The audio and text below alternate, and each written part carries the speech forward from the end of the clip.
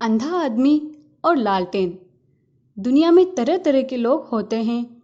कुछ तो ऐसे होते हैं जो स्वयं की कमजोरियों को तो नजरअंदाज कर जाते हैं, किंतु दूसरों की कमजोरियों पर उपहास करने सदा तत्पर रहते हैं।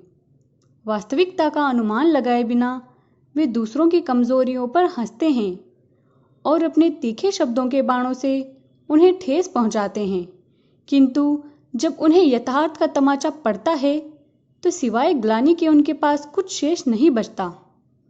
आज की कहानी एक अंधे व्यक्ति के बारे में है, जिसे ऐसे ही लोगों के उपहास का पात्र बनना पड़ा। एक गांव में एक अंधा व्यक्ति रहता था। वह रात में जब भी घर से बाहर जाता, एक जली हुई लालटेन हमेशा अपने साथ रखता था। एक रात वह अपने दोस्त के घर से भोजन कर अपने घर वापस आ रहा था। हमेशा की तरह उसके हाथ में एक जली हुई लालटेन थी।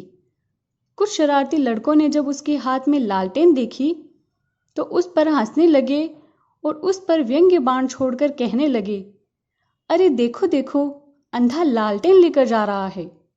अंधे को लालटेन का क्या काम।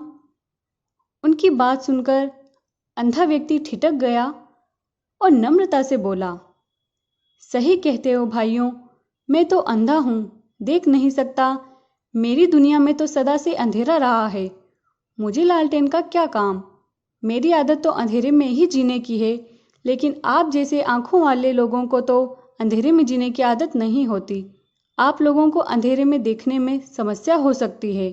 कहीं आप जैसे लोग मुझे अंधेरे में देख ना पाए और धक्का दे दें तो मुझ बेचारे का क्या होगा।